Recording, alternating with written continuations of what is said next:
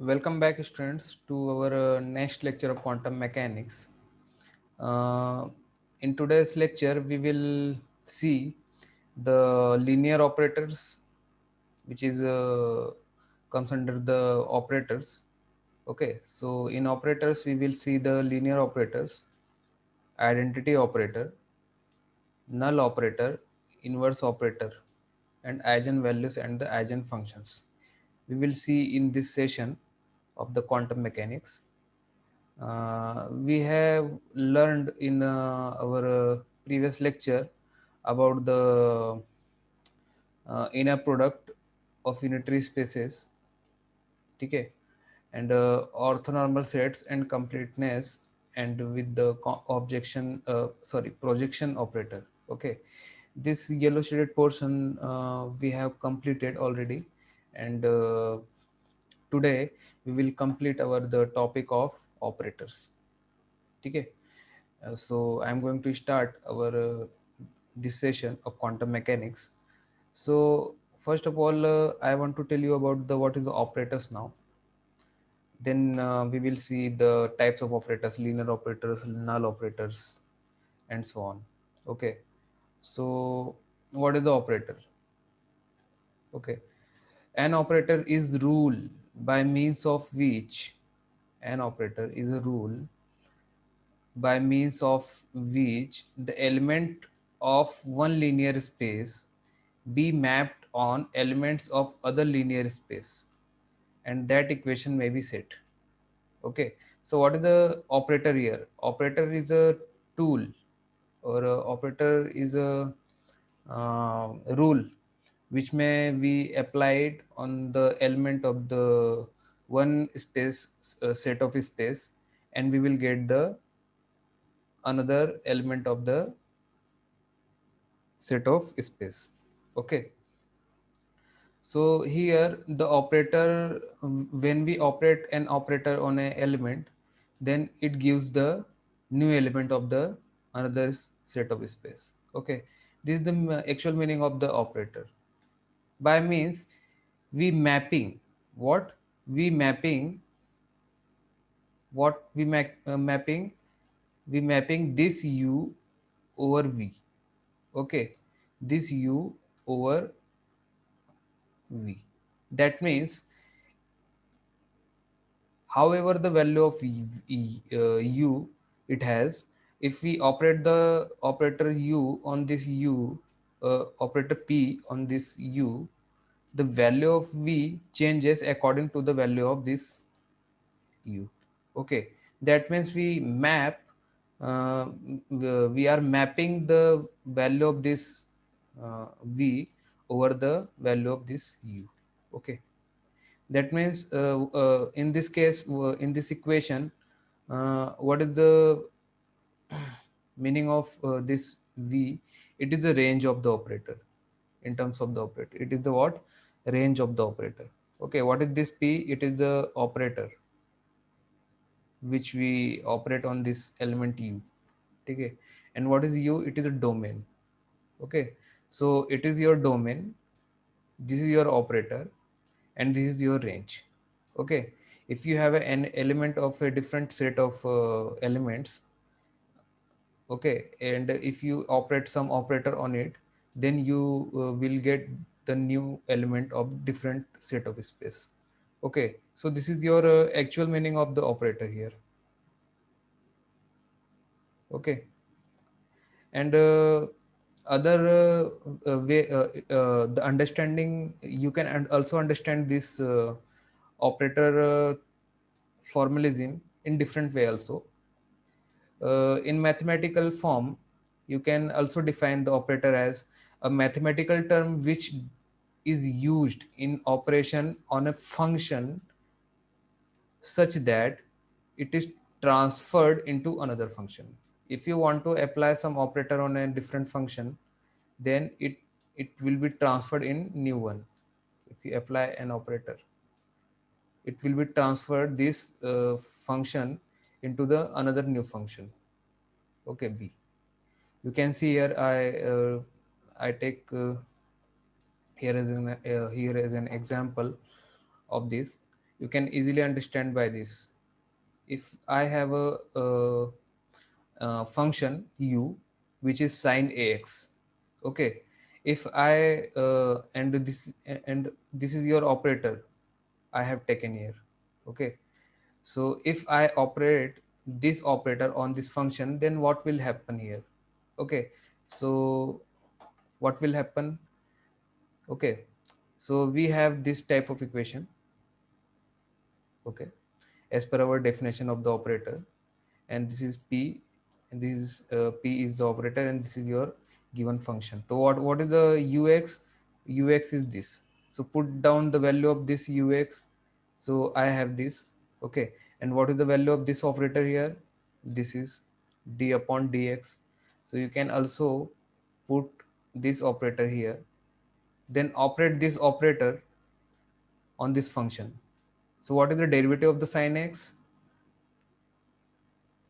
Obviously the derivative of the sin x is what? Cos x. But here some constant also, so we have also differentiate it, and I will get what? A. Okay, so here what have I the value here?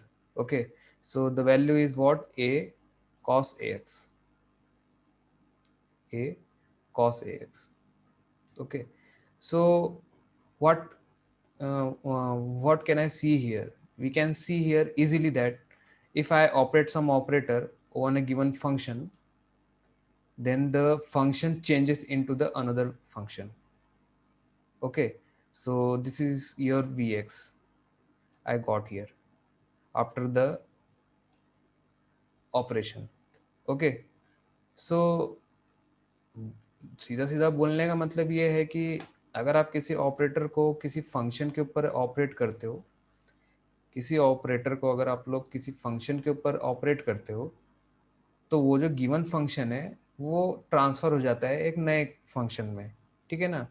इसी को हम लोग बोलते हैं operator फॉर्मुलिज्म और operators. Operator का काम ही यही होता है कि जो आपको गिवन फंक्शन है उसको किसी और फंक्शन में ट्रांसफर कर देता है, ठीक है।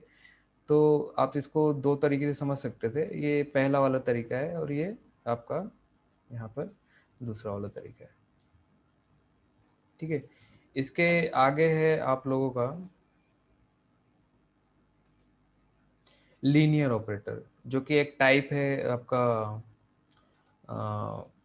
ऑपरेटर का, जिसके अंदर हम लोग देखेंगे कि what is the linear operator. Okay, so what is the linear operator here? An operator p is said to be linear operator if it satisfy the following condition. अगर कोई ऑपरेटर p है, अगर वो किसी पर्टिकुलर कंडीशन को satisfy कर रहा है, तो वो एक लीनियर ऑपरेटर होगा। तो कौन से पर्टिकुलर टाइप का कंडीशन है? वो इस टाइप का कंडीशन है। अगर हम लोग कोई ऑपरेटर p है उसको ऑपरेट करते हैं u प्लस वी फंक्शन पर, तो वो क्या होगा? इंडिविजुअली ऑपरेट होगा ऑन ईच फंक्शन, ठीक है। तो देखिए ये इंडिविजुअली क्या हो रहा है, p operate on u individually and p operator is also operate on v individually. Okay, so this is your linear property of the operator. Okay, and it is also what? It is also commutative also, okay. So it is we can see that it is a distributive. Okay, it is distributive, okay. And it is what? It is a commutative. Okay, so distributive and commutative property are followed by the particular operator, then that operator it will be the linear operator. Okay, so it is your linear operator here. Okay, so this is your linear operator, all about the linear operator, where u and v are arbitrary function and c is the arbitrary constant here. So properties of the, these the properties of the linear operator. And what is the properties of the linear operator here? There are two properties. First one is identity property, and second one is null operator. So what is the identity property here? The identity operator is an operator which operation on a function leaves the function unchanged. मतलब identity operator वो operator होता है अगर उस operator को आप लोग किसी फंक्शन के ऊपर अगर आप लोग अप्लाई कर रहे हो या ऑपरेट कर रहे हो तो फंक्शन अनचेंज्ड रहेगा, उसमें कोई चेंज नहीं आएगा। तो ऐसे ऑपरेटर को हम लोग क्या बोलते हैं? Identity operator. It is very simple. Okay. और what is the null operator? The null operator is an operator which operating on a function annihilates the function. Okay, it means if I operate some operator which is null operator on the function, it becomes zero. Okay, इसका मतलब ये हुआ कि अगर आप लोग किसी operator को किसी फंक्शन के ऊपर अप्लाई कर रहे हैं और आपका आंसर जीरो आ जा रहा है, तो उसका मतलब यही है कि वो जो ऑपरेटर होगा वो कौन सा ऑपरेटर होगा? It is a null operator. Okay, so this is your null operator. Okay, so these are the two properties of the linear operators.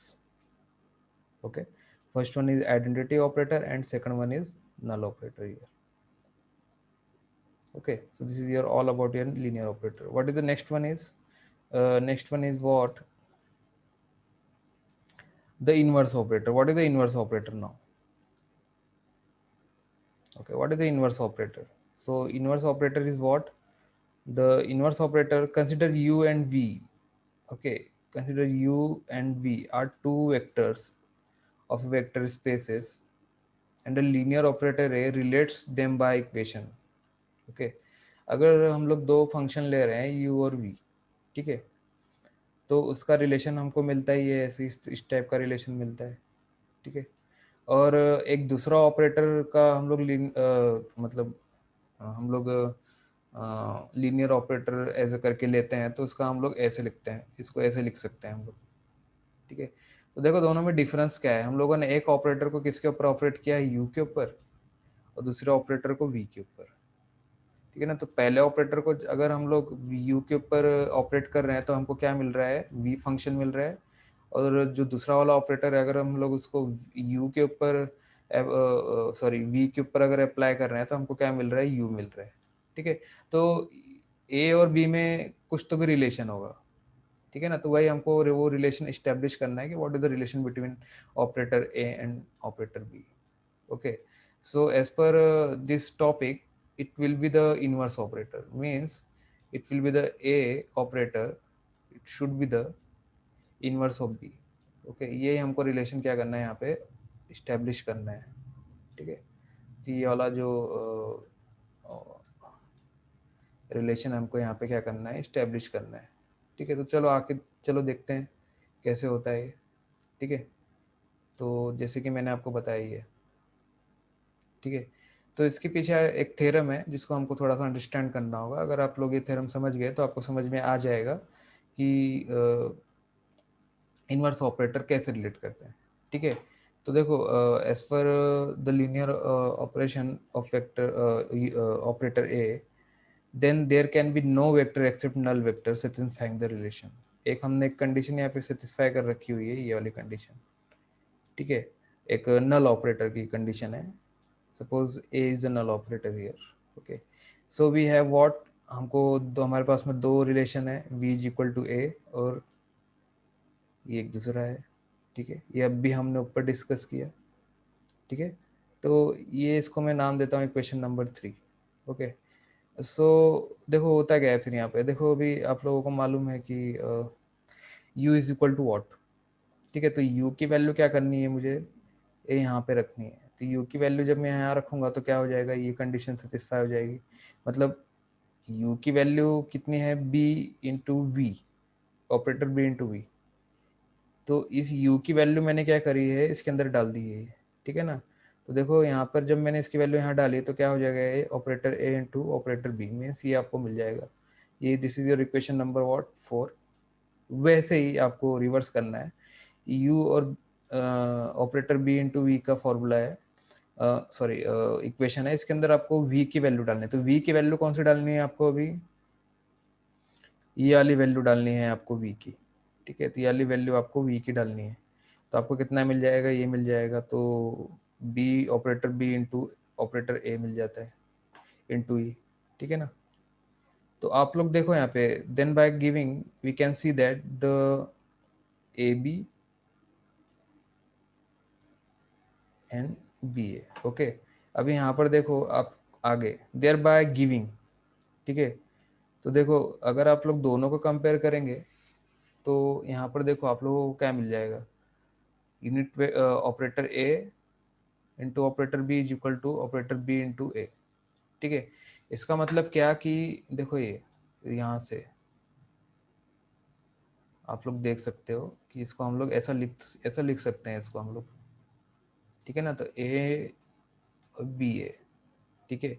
Last में हमको मिलता क्या है, ये देखो यू मिला है यहाँ पर, ओके, और वी मिला है। इसका मतलब ये है कि ए और बी इज इक्वल टू कितना होगा, 1 होगा, ठीक है। तो अगर आप लोग इसको सॉल्व करेंगे आगे, तो uniquely defines the inverse operator B of operator A, that is ये हो जाएगा, ठीक है। कैसे, ये देखो अगर मैं operator A into operator B लूँ इज इक्वल टू 1, तो ये कितना हो जाता, ये कितना है 1, ठीक है, अकॉर्डिंग टू दिस, ओके।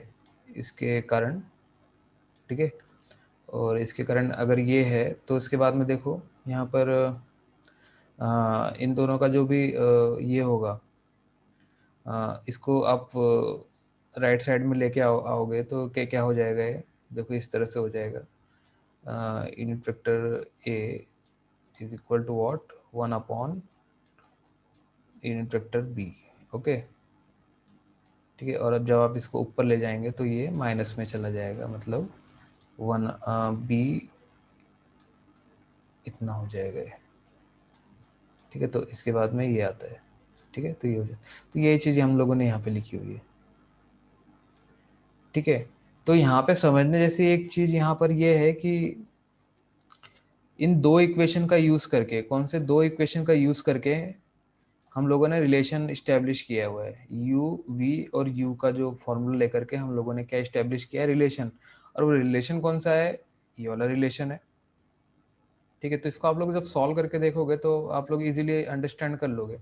अभी फिलहाल अभी आपको शायद एक बार में देखने पे ना समझे, लेकिन अगर आप लोग इसको खुद से अपने हाथों से करने की, इसको सॉल्व करोगे ना, तो आपको ये चीज़ मिल जाएगी, ठीक है।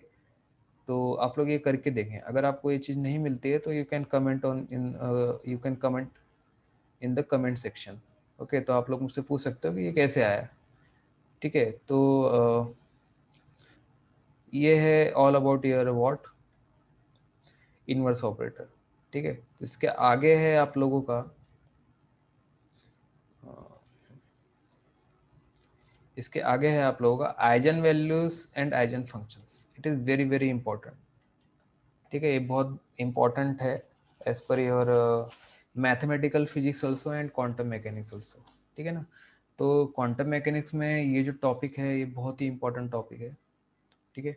Eigen values and eigen function, इसका बहुत ब्रॉड यूज़ है एनर्जी आइजन वैल्यूज निकालने के लिए, ठीक है, डिफरेंट स्टेट्स ऑफ एनर्जी निकालने के लिए, ठीक है। तो आइजन वैल्यूज आपको डिस्क्रीट वैल्यू बताती हैं एनर्जी की, ठीक है। तो वो भी अंडरस्टैंड करने के लिए आपको इसकी ज़रूरत तो पड़ती है, ठीक है। तो इसके लिए आपको आइजन वैल्यूज और आइजन फंक्शन का जो कंसेप्ट है ये क्लियर करना आपको बहुत ज़रूरी है, ठीक है। तो चलिए आइए इसको थोड़ा सा क्लियर करते हैं, what is the eigen values and eigen functions, okay. So here the operator p operating on some function psi, it is your psi function, okay. And you have previous year you have learned about this psi. It is in quantum mechanics it is the wave function, okay. It is the what, wave function, wave function. ये wave function होता है, आप लोगों ने third year BSc में ये देखा हुआ है, ठीक है, वेव फंक्शन। तो थोड़ा सा बेसिक्स अपना क्लियर कर रखें तो आपको इजीली सारी चीज़ें समझ में आ जाएंगी और आपको आपको रिलेट करते आता है, आप रिलेट कर पाएंगे कि जो आपने पढ़ा हुआ है कि उसका एक्चुअल में मीनिंग क्या है, ठीक है। तो अगर आप किसी ऑपरेटर को ऑपरेट कर रहे हैं किसी फंक्शन पे, तो it may leave the function unchanged but with a complex और रियल मल्टीपल, ठीक है। अगर आप किसी ऑपरेटर को किसी फंक्शन के ऊपर ऑपरेट कर रहे हैं तो वो अनचेंज्ड रहेगा, लेकिन अगर वो अनचेंज्ड कब रहेगा, जब वो एक रियल और कॉम्प्लेक्स नंबर छोड़ के जाएगा, ठीक है ना। तो ऐसा होता है, अगर आप किसी ऑपरेटर को किसी फंक्शन के ऊपर ऑपरेट करते हैं and the function is remains unchanged, then it leaves the sum multiple with it. It will be it may be complex or real. Okay, so what will be the this in this case, what is the operator here? It is the operator.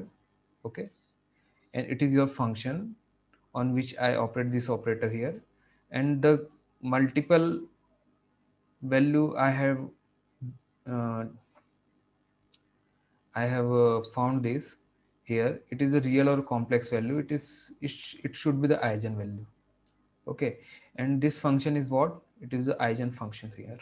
Okay, so what is the eigenfunction? If I operate some operator on the function and it leaves unchanged the function with some multiple of real or complex number, then this function is must be known as the eigenfunction of this operator p. Okay, तो eigen function क्या होता है अब यहाँ पे आप लोग समझ चुके हैं, ठीक है। आइजन फंक्शन क्या होता है, उसके बाद में आइजन वैल्यूज क्या होता है ये भी आप लोग समझ चुके हैं, ठीक है। उसके बाद में फंक्शन आपको दिया हुआ था, गिवन फंक्शन और ये ऑपरेटर, ठीक है। तो ये सारी चीज़ें आप लोग वेरी वेल अंडरस्टैंड कर सकते हैं ये लेक्चर देख करके, ठीक है। तो उसके बाद में देखो यहाँ पर where lambda be a real और complex number, in this case the function psi is a member of the class of physically meaningful function called the eigenfunction। तो ये जो आइजन फंक्शन है इसका बहुत ही फिजिकली मीनिंग है, इसका बहुत ही यूजफुल इसका मीनिंग है, ठीक है। तो आइजन फंक्शंस बहुत ही यूजफुल है फिजिकली, ठीक है। So the number lambda is called the eigen value of operator P associated with eigen function psi, जैसा कि मैंने आपको अभी अभी बताया, ठीक है। उसके बाद में देखिए, और ये जो इक्वेशन है ये जो इक्वेशन है ए, इसको क्या बोलते हैं हम लोग? Eigen value equation. क्या बोलते हैं इसको हम लोग? आइजन वैल्यू इक्वेशन बोलते हैं। देखो इस चीज को हम लोग क्या बोलते हैं? Eigen value equation. It is your what? Eigen value equation, ठीक है। So P psi, okay, P psi is equal to what? Lambda psi. इसको हम लोग क्या बोलते हैं? लैम्बडा साई, ठीक है। इसको हम लोग क्या बोलते हैं? आइजन वैल्यू इक्वेशन बोलते हैं, ठीक है। तो इसके ऊपर एक एग्जांपल हम लोग देख लेते हैं अभी, ठीक है। तो आपको पूरा क्लियरली समझ में आ जाएगा कि एक्चुअल में ये आइजन वैल्यू और आइजन फंक्शन का कंसेप्ट क्या है, आपको पूरा का पूरा समझ में आ जाएगा इस एग्जांपल से, ठीक है ना। तो हम लोग क्या करते हैं, हम लोगों ने पहले ऑपरेटर ऑपरेट करना है किसी फंक्शन के ऊपर, तो सबसे पहले हम लोग एक ऑपरेटर चूज कर लेते हैं, ठीक है ना। वो ऑपरेटर क्या है? D upon D X, operating on a well behaved function. एक वेल बिहेव्ड फंक्शन है e raise to minus four x. तो हमको फंक्शन दिया हुआ है, हमको ऑपरेटर दिया हुआ है, तो चलो देखते हैं इस ऑपरेटर को इस फंक्शन के ऊपर अप्लाई करने के बाद हमें हमको क्या मिलता है, ठीक है। तो देखो अभी इस फंक्शन को, इस ऑपरेटर को मैंने इस फंक्शन के ऊपर ऑपरेट किया, ठीक है, मतलब इसका डेरिवेटिव लिया, ठीक है ना। इसका जब डेरिवेटिव लूंगा मैं डी बाई डी एक्स के साथ में, तो ये क्या होगा? इसका ये होगा, डिफ्रेंसिएशन होगा। तो डिफ्रेंसिएशन होने के बाद में एक्सपोनेंशियल है तो ये एज इट इज रहेगा, मतलब ये फंक्शन अनचेंज्ड रहेगा। ये वैल्यू हमारी सेटिस्फाई हो गई, ये फंक्शन क्या हुआ? अनचेंज्ड रहा। लेकिन ये जो रेशियो में नंबर है इसका भी डिफ्रेंसिएशन होगा, तो माइनस फोर एक्स का अगर आप लोग डिफ्रेंसिएशन लोगे डी बाई डी एक्स के साथ, डी बाई डी एक्स के साथ में, तो आपको क्या मिलता है? आपको मिलता है कि x का डिफ्रेंसिएशन होगा ऑब्वियसली, तो d x upon D x is equal to one, तो हमको मिला क्या? Minus four. तो ये माइनस फोर मैंने यहाँ पे अपने को मिल गया है। तो ये माइनस फोर क्या है? माइनस फोर है आपका eigen value. What is this? Unchanged function is your eigen function, okay. So what is this, the original wave function? It is your function. And what is this operator here? It is the operator. Okay. And this is your all about your eigen value equation. Okay. So अगर हम इस चीज़ को compare करें तो हमको ये सारी चीज़ें दिखाई देती हैं. ठीक है. और किसके साथ कंपेयर करना है? इक्वेशन ए के साथ में कंपेयर करो इसको, तो आपको ऑब्वियसली ये सारी चीज़ें मिल जाएंगी. ठीक है. तो it is very important topic as per your syllabus and your exams also. Okay. And it is very basic information about the eigenvalues and eigenfunction. You can easily understand the what is the eigenvalues and eigenfunctions. Okay. So I'm going to conclude this class here. If you have any question in your mind, you can ask in your comment sections. Okay. So thank you guys for your attention at my lecture. Okay. Thank you.